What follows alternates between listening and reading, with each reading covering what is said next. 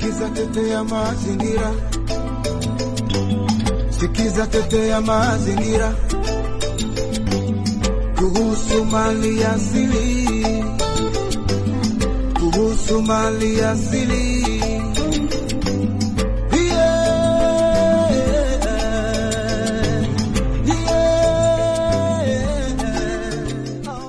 Bienvenue chers auditeurs, auditrices de TT Amazingira, un podcast sur la gouvernance des ressources naturelles.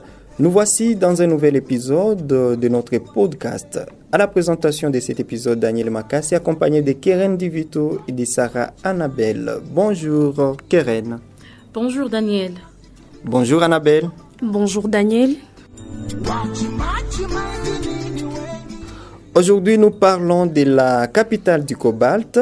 Quand on parle d'une capitale, on fait le plus souvent référence à un pays.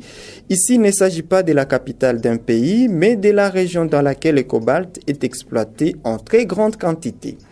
L'organisation Resource Matters, à travers sa récente publication d'avril 2024, intitulée « Étudier les risques dans votre chaîne d'approvisionnement en cobalt », a défini Kolwezi, le chef-lieu de la province de Lualaba, comme étant la capitale mondiale du cobalt. Vous avez certainement déjà entendu parler de la transition énergétique et de l'essor de véhicules électriques. Derrière cette révolution technologique se cachent des enjeux bien moins connus, mais tout aussi importants, ceux liés à l'extraction de matières premières indispensables à la fabrication de nos batteries. Parmi ces matières premières, le cobalt occupe une place importante. Et lorsqu'on parle de cobalt, on pense immédiatement à la République démocratique du Congo. Ce pays d'Afrique centrale est en fait le premier producteur mondial du cobalt, un métal essentiel pour la fabrication de batteries, de nos smartphones, de nos ordinateurs portables et surtout de nos voitures électriques. Mais cette richesse minérale n'est pas sans poser des défis. Une partie du cobalt est extraite de façon artisanale en République démocratique du Congo et les conditions dans lesquelles cette exploitation se déroule laissent à désirer. Les entreprises qui achètent les minéraux dans les régions à haut risque devraient évaluer les risques présents dans leur propre chaîne d'approvisionnement. Cependant, dans le secteur du cobalt, les entreprises en aval semblent d'abord s'intéresser aux affaires, déplore l'organisation Resource Matters. Le combat que mènent de nos jours les organisations de défense des droits humains repose sur le respect par les entreprises extractives des normes environnementales qui permettent de réduire considérablement les effets de l'exploitation sur les communautés et sur l'environnement. Des normes et des principes pour réguler le secteur de l'exploitation du cobalt existent et certains sont déjà en application.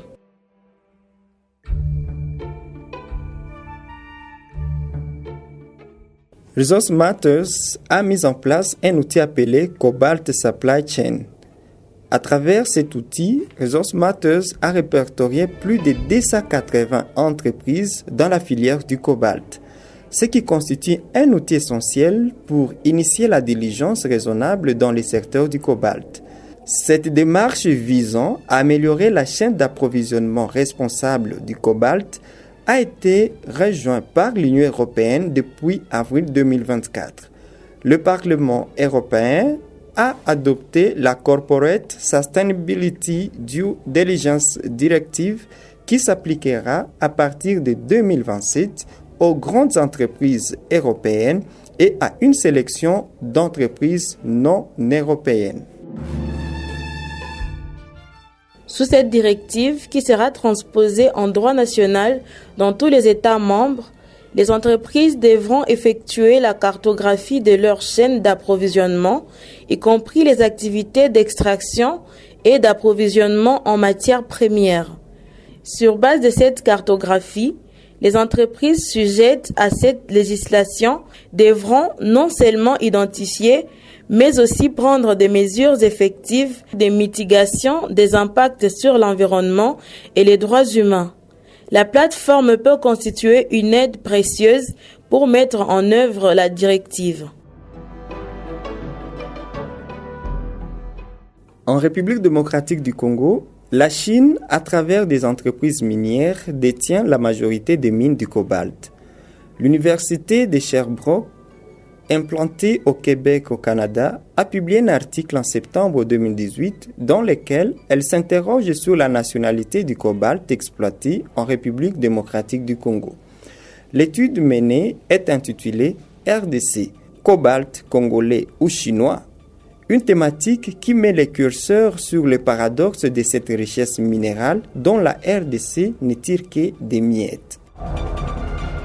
Malgré une demande grandissante du cobalt congolais et le fait que cette matière représente environ 80% de ses exportations, ces pays africains restent l'un des plus pauvres du monde, touchés par une économie extrêmement fragile.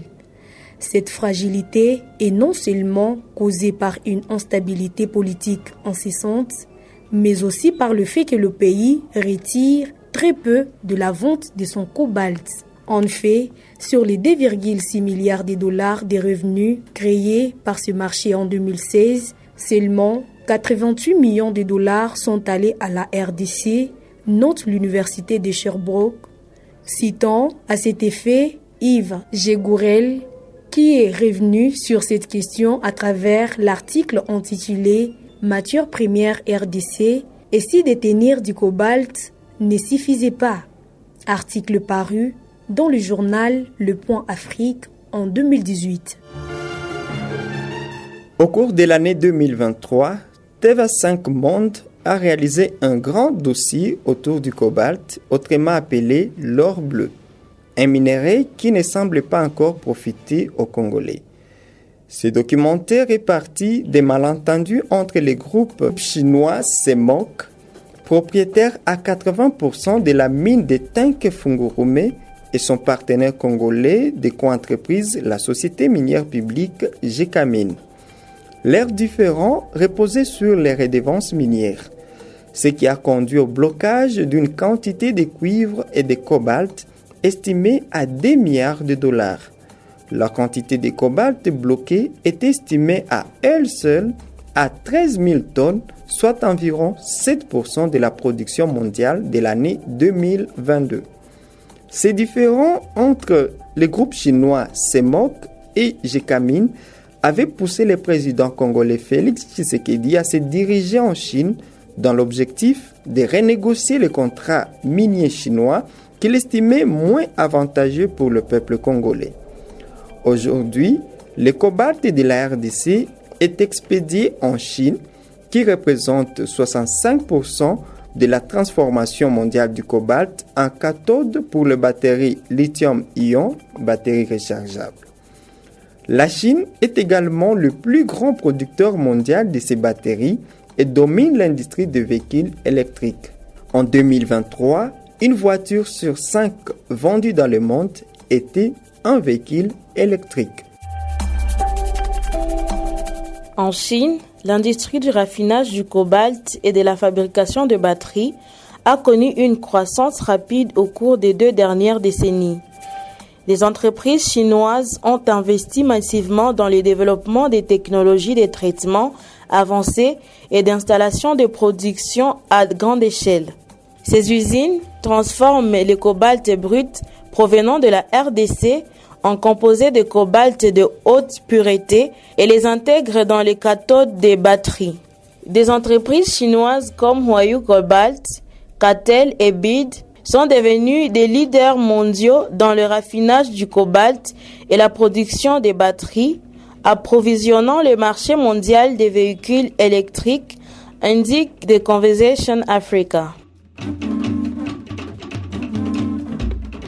À la question de savoir quelle est la capitale du cobalt, faut-il toujours parler d'écologie en RDC ou de la Chine en Asie?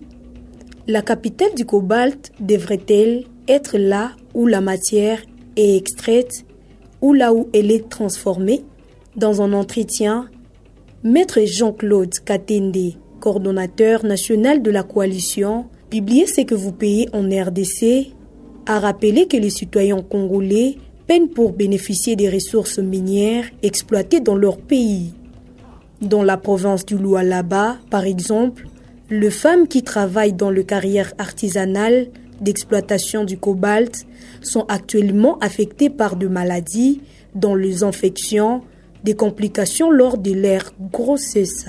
Le docteur Billy Mokong, promoteur du centre médical Chic, interrogé par le magazine La Guardia en 2024, affirme avoir recensé 133 patientes reçues entre janvier et juin 2024. Parmi elles, 61 ont connu des avortements. Kolwezi, qui en principe est la capitale du cobalt, serait aujourd'hui la capitale des effets néfastes de la transition énergétique. Selon Amnesty International, des recherches montrent les dommages à long terme de l'exploitation du cobalt. Il y a 4 ans, Marc Dumet, responsable du programme Entreprise, Sécurité et Droits Humains à Amnesty International, a déclaré à cet effet: dans cette région de la RDC, l'une des choses les plus frappantes est la pollution et le fait que l'État et les entreprises minières ne font pratiquement rien pour prévenir la pollution et protéger les personnes qui vivent et travaillent là. Il est totalement impossible d'échapper à la poussière. Quel avenir pour Kolwezi, la capitale du cobalt? Faudra-t-il requalifier cette région au regard de toutes les destructions environnementales que l'exploitation du cobalt inflige à la nature? Par ces quelques questionnements, nous arrivons ainsi à la fin de cet épisode du podcast TTT Amazingira qui a porté sur les sujets quelle est la capitale du cobalt. Cet épisode a été produit dans le cadre de la bourse Jet Minerals de PinAfrica. À la présentation, c'était Daniel Makassi, accompagné de Keren DeVito et de Sarah Annabelle. À bientôt pour un nouveau sujet.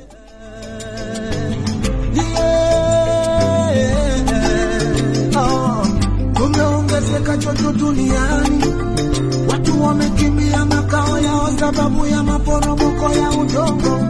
Masisi walikale na sehemu nyingi ya barani Afrika, wachimbaji madini ni wengi, ila umasikini unazidi kwa wakati.